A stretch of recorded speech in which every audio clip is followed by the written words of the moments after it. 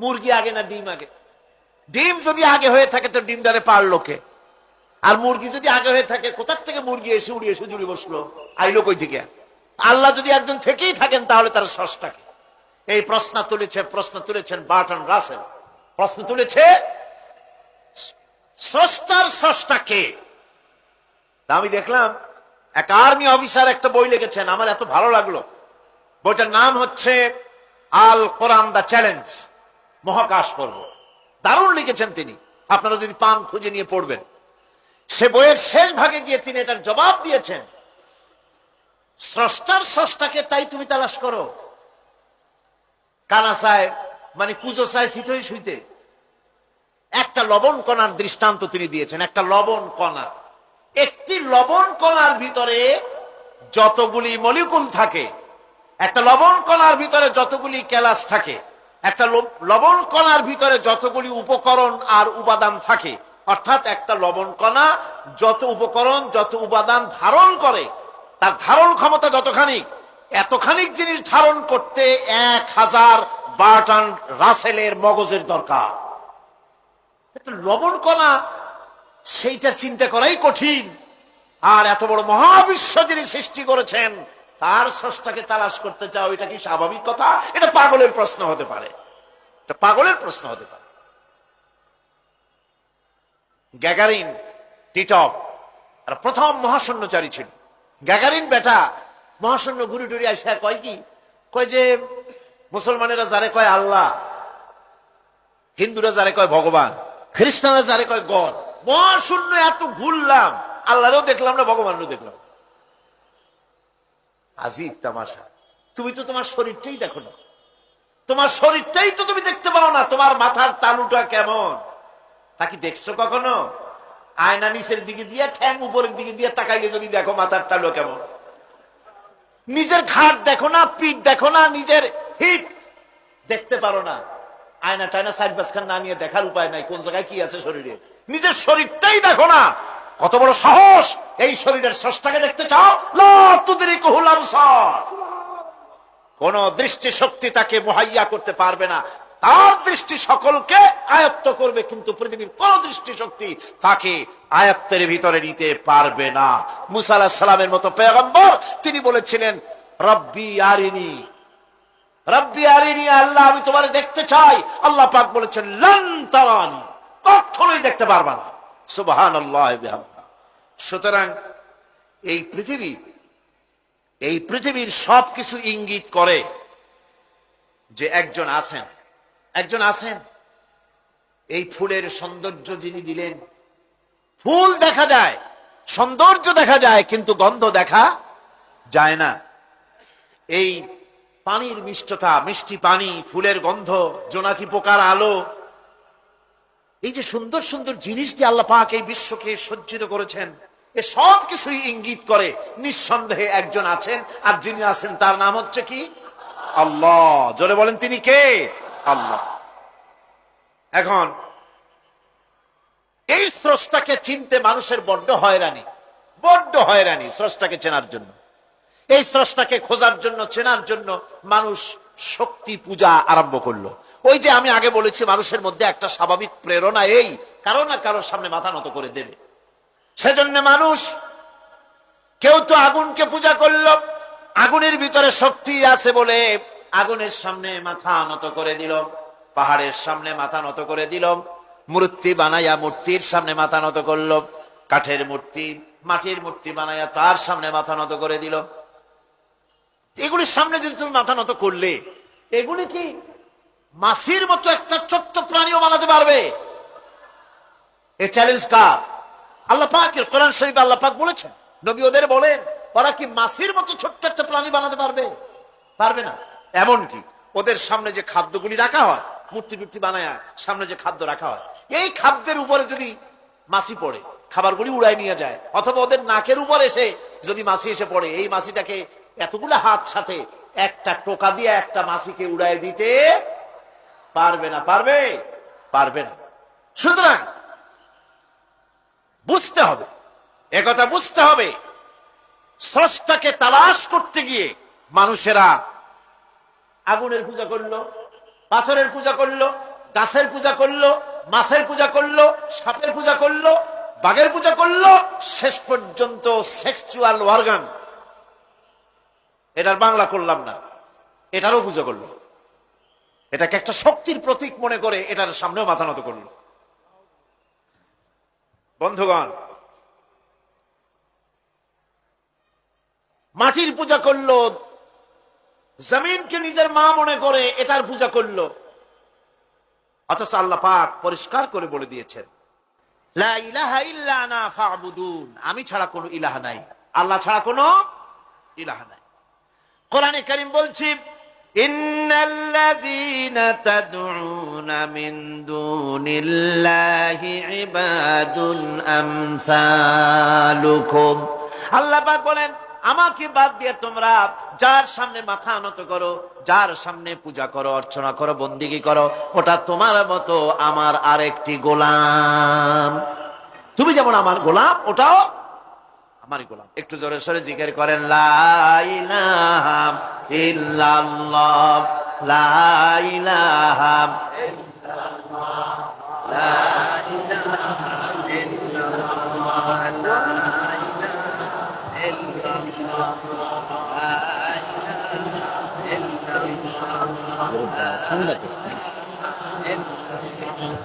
লা ইলাহা ইল্লাল্লাহু মুহাম্মাদুর রাসূলুল্লাহ।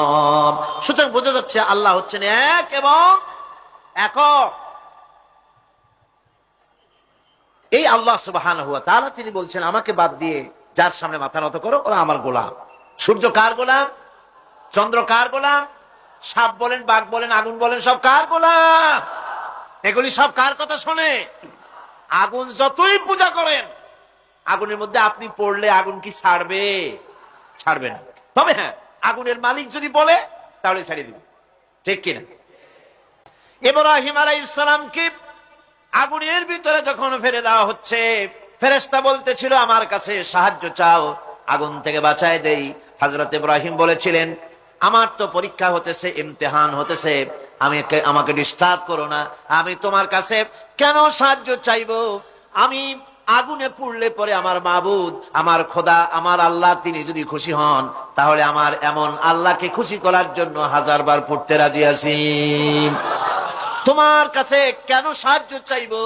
আমি তো অন্ধ, আল্লাহর ইবাদত করি না, যিনি আমার দুঃখ দুর্দশা নিজের চোখে না দেখেন। আগুনের মধ্যে পড়ে গেলেন। আল্লাহ পাক আগুনকে অর্ডার করে দিলেন, ইয়া নারু কুনি বারদাও ওয়া সালামান আলা ইব্রাহিম। আগুন, আমার ইব্রাহিমের জন্য ঠান্ডা হয়ে যা, শান্তিদায়ক ঠান্ডা হয়ে যা। তাহলে দেখা গেল আগুনের মালিক হচ্ছেন আল্লাহ পাক।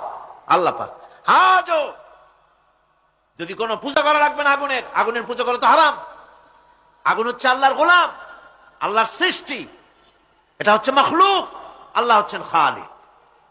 বিশ্ব কবি, কবি সম্রাট আল্লামা ডক্টর ইকবাল কি সুন্দর করে বলেছেন, আজ ভি হো জো ইব্রাহিম কা ইমা পয়দা, আজ ভি হো जो इब्राहिम का ईमान पैदा आ कर सकती है एक अंदाज गुलिस्तान पैदा। ইব্রাহিমের ঈমান যদি আজও কোথাও হয় বিদ্যমান, করতে পারেন অগ্নিকুণ্ডে খুবসুরত এক গুলিস্তান। এখনো যদি ইব্রাহিমের ঈমান যদি কারো মধ্যে জাগ্রত হয় আর তাকে যদি আগুনে ভালানো হয়, সে আল্লাহ আজও আছেন না? নাই? আছে কিনা? আল্লাহু লা ইলাহা ইল্লা হুয়াল হাইয়ুল কাইয়্যুম। পড়েন সবাই, আল্লাহু লা ইলাহা ইল্লা হুয়াল হাইয়ুল কাইয়্যুম। তিনি সদা জাগ্রত, তিনি চিরঞ্জীব। সুতরাং মহান শক্তিধর আল্লাহ পাক, তার হচ্ছে সব গোলাম। তুমি গোলাম হইয়া আর এক গোলামের কাছে হাত পাতো, সে তোমারে কিচ্ছু দিতে পারবে না। আমি দৃষ্টান্ত দিতে গিয়ে বলি, একজন ভিক্ষুক সে যদি আর একজন ভিক্ষুকের কাছে গিয়ে বলে, ভাই আমারে 10টা টাকা দাও, সে 10 টাকা পাবে কই? সারাদিন খয়রাত করিয়া পাইছে মোটে 5 টাকা। তোমার তো 10 টাকা দিতে পারবে না, ও ভিক্ষুক তুমিও ভিক্ষুক। সুতরাং গোটা বিশ্ববাসী হচ্ছে আল্লাহ পাকের কাছে ভিক্ষুক। সবগুলি কি ভিক্ষুক। প্রধানমন্ত্রী হোক, প্রেসিডেন্ট হোক, প্রধান সেনাপতি হোক, আল্লাহ পাকের দরবারে এগুলি কিচ্ছুই না, গোলাম। এগুলি সব কি গোলাম আর গোলাম। সুতরাং মাথার মতো করা যাবে না কারো সামনে। এই প্রকৃতি, এই নেচার শেখাচ্ছে একজন আছেন, সেটাকে বুঝতে হবে। বোঝার জন্য আল্লাহ কি দিয়েছেন? কি বোঝার জন্য আল্লাহ পাক মানুষকে ব্রেন দিয়েছেন, বিবেক দিয়েছেন। শোনার জন্য কান দিয়েছে, দেখার জন্য চোখ দিয়েছে। আল্লাহ পাক বলছেন, লাহুম কুলুবুন লা ইয়াফকাহুনা বিহা ওয়া লাহুম আয়ুনুন লা ইউবসিরুনা বিহা ওয়া লাহুম আযানুন লা ইয়াসমাউনা বিহা উলাইকা কাল আনআম বাল হুম আযাল উলাইকা হুমুল গাফিলুন। আমি যাদেরকে কান দিয়েছিলাম, কলব দিয়েছিলাম, বিবেক দিয়েছিলাম, বিবেক দিয়ে সব বুঝলো, কিন্তু আমারে বুঝলো না। বিবেক দিয়া সব বুঝলো, বিবেক দিয়া সমস্ত জিনিস, নিজের স্বার্থের জিনিসগুলি বুঝলো, কিন্তু আল্লাহকে বুঝলো না। কান দিয়েছিলাম শোনার জন্য, গান শুনলো, বাজে কথা শুনলো, সব শুনলো, কিন্তু হকের দাওয়াত তার কানের মধ্যে ঢুকলো না। হক বুঝলো না, হক শুনলো না, হক দেখলো না, সত্যকে চিনতে পারলো না। আল্লাহ পাক বলেন, উলাইকা কাল আনআম, এরা হলো চতুষ্পদ জানোয়ার, জানোয়ার পশু। আল্লাহ কয় না, খালি পশু কইলে সারে না, বাল হুম আযাল, একেবারে পশুর চাইতেও নিকৃষ্ট। কারণ কি? কারণ হলো পশু অবিশ্বাসী নয়, পশু অবিশ্বাসী নয়, পশু কাফের নয়, পশু মুশরিক নয়, পশু মুরতাদ নয়, পশু নাস্তিক নয়, ঠিক কিনা? সুতরাং পশুর চাইতেও খারাপ, পশুর চাইতেও খারাপ। পশু যেটা বোঝে তাও বোঝে না। পশু তো অন্তত মালিকের আনুগত্য করে, তার কথা শোনে, যার খায় তার কথা শোনে। কুত্তাটাও, কুকুরও যার খায় তার কথা শোনে, ঠিক কিনা গণ?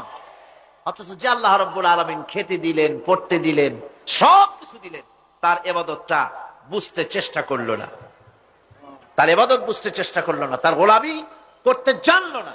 সুতরাং এগুলি হচ্ছে উলাইকা কাল আনআম, এগুলি চতুষ্পদ জন্তু এবং জানোয়ারের মতো, বরং তার থেকেও নিকৃষ্ট। মানুষকে আল্লাহ পাক জ্ঞান দিয়েছিলেন, সেই জ্ঞান দিয়ে সে দূরবীন আবিষ্কার করলো, জ্ঞান দিয়ে দূরবীন আবিষ্কার করলো, যাতে করে শকুনের চাইতেও তীক্ষ্ণ দৃষ্টি সম্পন্ন হয়। সে গাড়ি আবিষ্কার করলো, যাতে করে চিতাবাঘের চাইতেও বেশি দৌড়াইতে পারে। সে সাবমেরিন আবিষ্কার করলো, যাতে করে মাছের চাইতেও বেশি দ্রুতগামী হয়ে চলতে পারে পানির তলা দিয়া। সব কিছুই করলো, কিন্তু তার মনুষ্যত্বকে বাড়াইতে পারলো না, মনুষ্যত্বকে বাড়াতে পারলো না। এই মনুষ্যত্বই ছিল সবচেয়ে বড় জিনিস। কবি বলছেন, মুঝে ये डर है कि दिले जिंदा तू ना मर जाए, मुझे ये डर है कि दिले जिंदा तू ना मर जाए, कि जिंदगानी इबारत है तेरे जीने से, मुझे ये डर है कि दिले जिंदा तू ना मर जाए। আমার এই ভয় হয়, হে আমার জীবন্ত আত্মা, তোর না অপমৃত্যু হয়ে যায়। কারণ তোর যদি অপমৃত্যু হয়, তাহলে আমার তো বেঁচে থাকার কোনো লাভ নাই। আমরা তো আমাদের আত্মা, জীবিত আত্মাকে মেরে ফেলছি, জীবিত আত্মাকে মেরে ফেলছি, আত্মাকে বিকশিত করছি না। আত্মাকে বিকশিত করতে হবে। এই আত্মা বিকশিত হবে কিভাবে? সব জিনিসের খাবার আল্লাহ পাক এই জমিনে তৈরি করেছেন, ঠিক কিনা কর? সকলের খাবার এই জমিনে। মানুষ যেহেতু তৈরি হয়েছে এই মাটি দিয়ে, সেই জন্য আল্লাহ রাব্বুল আলামিন মানুষের খাবার মাটি দিয়ে তৈরি করে দিয়েছেন। কলা দিয়েছেন, কচু দিয়েছেন, আলু দিয়েছেন, মূলা দিয়েছেন, তাল দিয়েছেন, বেল দিয়েছেন, মাছ দিয়েছেন, তরকারি দিয়েছেন, পনির দিয়েছেন, দুধ দিয়েছেন, গোশত দিয়েছেন। খাবারের কোনো অভাব রাখেন নাই, সব মাটি দিয়েছে। কিন্তু যেই রুহটা আমাদের ভিতরে, যাত্রাটা আমাদের মধ্যে, যাত্রা থাকলে পরে বাঁচি, আত্মা না থাকলে পরে মরে যাই, সেই রুহের খাবার আমরা কেউ দিতেছি না। রুহটা কি? আল্লাহ পাক বলছেন, নবী আপনাকে প্রশ্ন করা হয় ওয়ায়াসআলুনাকা আনির রূহ কুলির রূহু মিন আমরি রাব্বি। নবী হে, প্রশ্ন করা হয় রূহ কি জিনিস? এর জবাব হচ্ছে এই বলে দিন, রূহ হচ্ছে আল্লাহর একটু অর্ডার, একটু হুকুম তোমার ভিতরে কাজ করছে। ওই রূহেরও কিছু খাবার আছে, ওই রূহেরও কিছু খাবার আছে। সেই রূহকে খাবার জমিনে তৈরি হবে না। রূহ গোশত খাবে না, পনির খাবে না, দুধ খাবে না, সর খাবে না, ফল খাবে না, কি খাবে? রুহের খাবার। যেহেতু রুহ এই পৃথিবীতে তৈরি হয় নাই, রুহ এসেছে আলমে আরওয়াহ থেকে, সেজন্য রব্বুল আলামিন রুহের খাবার পাঠিয়েছেন লৌহ মাহফুজ থেকে। আল্লাহ পাক কোরআনে কারীমকে রুহের খোরাক করে পাঠিয়েছেন। রুহকে যদি বাঁচাতে চান তাহলে তার একমাত্র খাদ্য হতেছে তেলাওয়াতে কোরআন। তেলাওয়াতে কোরআন যত তেলাওয়াত করবেন ততই মজা লাগবে। সুবহানাল্লাহ, কোন সুবহানাল্লাহ। একটু হারাম শরীফ থেকে বেড়ায় আসেন। টাকা পয়সা যাদের আছে তাদের বলছি, পয়সা করি যাদের আছে, সিঙ্গাপুর বেড়ায়। আরে সিঙ্গাপুর বেড়ায় করবা কি? মার্কেটিং ছাড়া আর কিছুই নেই। সিঙ্গাপুর, ব্যাংকক, হংকং এই সমস্ত জায়গায় ঘুরে টুরে আসে, খুব দেখে আসছে। টাকা নষ্ট করে লাভ নাই, বরং পয়সা করি যদি আল্লাহ দিয়ে থাকেন হজ তো করবেনই। পয়সা করি বেশি থাকলে রমজান মুবারকে ওমরা করে এসেন। রাসূল করিম সাল্লাল্লাহু আলাইহি ওয়াসাল্লাম বলেছেন, যে ব্যক্তি রমজান মুবারকে ওমরা করলো সেজন্য আমার সাথে হজ আদায় করলো। কেন বলছি? এই জন্য বললাম, আল্লাহ পাক আমাকে কয়েকবার নসিব করেছেন। সেখানে যখন রমজান মুবারকে যখন তেলাওয়াত হতে থাকে তারাবিহের ভেতরে, মনে হচ্ছে যেন আকাশ থেকে ওহী নাযিল হতেছে। মানুষের চোখের পানি, নাকের পানি একাকার হয়ে যায় হারাম শরীফের ভিতরে। সেখানে তো মুনাজাত সারা বছর মুনাজাত হয় না, মুনাজাত হয় রমজান মুবারকে বেতেরের নামাজের ভিতরে। বেতেরের নামাজের ভিতরে ইমাম সাহেব হাত তুলে মুনাজাত করেন। অন্তত 8 থেকে 10 লক্ষ মানুষ হজের মৌসুমের মতো কাঁদতে কাঁদতে পাগল হয়ে যায়। কোরআন কি মজা! কোরআন হচ্ছে রুহের খাবার। আমরা তো রুহের খাওয়াই না। ঘোড়ার উপরে চড়ি, গাধার উপরে চড়ি, ঘোড়ারে গাধারে জন্মের মতো মুঠি খাইতে দেই না, নিজে খাই জন্মের মতো। খাইয়া ঘোড়ারে খাইতে দেওয়া হয় না, গাধারে খাইতে দেওয়া হয় না। ফলে ওর উপরে যখন সওয়ার হয় তখন ঘোড়া গাধা না খাইতে খাইতে একদিন 4 ঠ্যাং 4 দিকে দিয়া জায়গায় সিটে মরা ছাড়ার কোনো পথ থাকে না। আমাদের মানুষেরা খায় কি? সুবহানাল্লাহ। এই যে শবে বরাত আসতেছে, কি যে খাবে দিশা আগের থেকে লিস্ট তৈরি হয়ে যায়, কতটা আইটেম তৈরি করা হবে। রমজান মাসে আল্লাহ একটু কম টম মান্দায় খাবে, একটা রমজান মাস আল্লাহ দিলেন। সেই রোজার মাসে যে সারাদিন খায় না, এটাকে উসুল করে ইফতারের সময় সে যে কত খাবার, চোখ ছানা বড় হয়ে যাবে দেখুন। পেঁয়াজি, বেগুনি, হালিম, শরবত, তরমুজ, বেল, কলা, কচু, না কি খাইতে খাইতে মাগরিবের রক্ত শেষ। কয় ভাই নামাজটা কোন রকম পড়ে আসি, তারপরে খাবো না। আবার গেল নামাজ পড়তে, আবার এসে খাইলো, খাইয়া তারপরে আবার ভাত খাইলো। কেমনি যে খায় আল্লাহই জানে, গলায় আঙ্গুল দিলে পাওয়া যায়। এরকম খাইয়া তারপরে তারাবি পড়তে দাঁড়ায়। ওরা জনমের মতো খাইলে পরে তো অলস হবে শরীর। তারাবি পড়তে দাঁড়াইছে, লম্বা কেরাত হচ্ছে, উনি রুকুতে আছে, ইমাম সেজদায় চলে গেছে, ওনার খবর নেই। অথবা উনি সেজদায় পড়ে আছেন, ইমাম কোথায় উঠে গেছে তার খবর নেই। সুবহানাল্লাহ। সুতরাং নিজে খাইয়া পেটটারে দুম্বার মতো সাইজ বানায় কোনো লাভ নাই। পেট বড় বানাবার না, সিনা বড় বানা। সিনা বড় বানা, সিনার ভিতরে কোরআন ধারণ করেন, মজা পাবেন। এই আল্লাহ রাব্বুল আলামিন এত বড় নিয়ামত, এই কোরআন, এর থেকে বড় নিয়ামত পৃথিবীতে আর নাই। শ্রেষ্ঠ নিয়ামত, এর থেকে বড় নিয়ামত আছে ভাই? এই শ্রেষ্ঠ নিয়ামতকে পড়তে শিখুন, বুঝতে শিখুন। হেদায়েতের সবের মধ্যে আছে। সুতরাং আল্লাহ রাব্বুল আলামিন মনুষ্যত্বকে, আত্মাকে বিকাশ করার জন্য কোরআনে কারীম দিয়েছিলেন। মানুষ এই জ্ঞান দিয়ে আবিষ্কারের পিছনে চলে গেল। হ্যাঁ, আবিষ্কার দরকার আছে, মোটেই আমি এটাকে অস্বীকার করি না, সব দরকার। কিন্তু সেই সাথে আল্লাহ পাকের সাথে যে সম্পর্কটা থাকা দরকার ছিল, সেই সম্পর্ক থেকে মানুষ নিজেকে বিচ্ছিন্ন করেছে। কোরআনে কারীমে আল্লাহ পাক বলছেন, লাকাদ খালাকনাল ইনসানা ফি আহসানি তাকওয়িম। সব থেকে সুন্দর করে বানিয়েছি কারে? মানুষ। চিল্লা এখন কারে? মানুষ হলো সবচাইতে সুন্দর, সবচাইতে সুন্দর সৃষ্টি আমার। ওগুলা, এই মানুষগুলি হচ্ছে আশরাফুল মাখলুকাত। মানুষ কি মাখলুকাত? সৃষ্টির সেরা। আপনারা সৃষ্টির সেরা হইলেন কি দিয়া? আপনারা কি বাঘের মতো দৌড়াতে পারেন? বল্লার মতো হুল ঘুরাইতে পারেন? কুত্তার মতো কামড়াইতে পারেন? হাতির মতো শক্তি আছে? গরিলার মতো শক্তি আছে? মাছের মতো সাঁতরাইতে পারেন? সাপের মতো ক্রুদ্ধতা আছে? সিংহের মতো হিংস্রতা আছে? তো কিসের, কোন দিক থেকে আপনি আশরাফুল মাখলুকাত হলেন? আশরাফুল মাখলুকাত হয়েছেন জ্ঞানের কারণে। কিসের কারণে? সেই জ্ঞানটার জন্যই তো আপনি সৃষ্টির সেরা। এই সৃষ্টির সেরা মানুষ, সুন্দর মানুষ, এই মানুষগুলি সুম্মা রাদাদনাহু ফি আসফালা সাফিলিন। সুম্মা রাদাদনাহু আসফালা সাফিলিন। এই মানুষ নিচে নামতে নামতে এত নিচে নামে, শয়তান অবাক হয়ে গালে হাত দিয়া নিচের দিকে তাকাইয়া দেখে আর চিন্তা করে, এর দূর নামলো কেমনে? শয়তান অবাক হয়ে যায় মানুষের অবস্থা দেখে। আর America, British parliament, American parliament আইন পাস করে পুরুষে পুরুষে বিবাহ জায়েজ করে দিয়েছে সেখানে।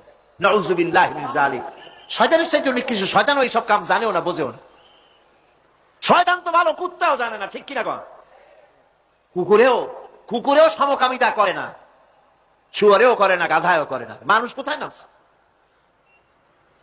এই মানুষ সৃষ্টির সেরা বানিয়েছিলাম, শয়তানের চাইতে নিকৃষ্ট হয়ে গেল।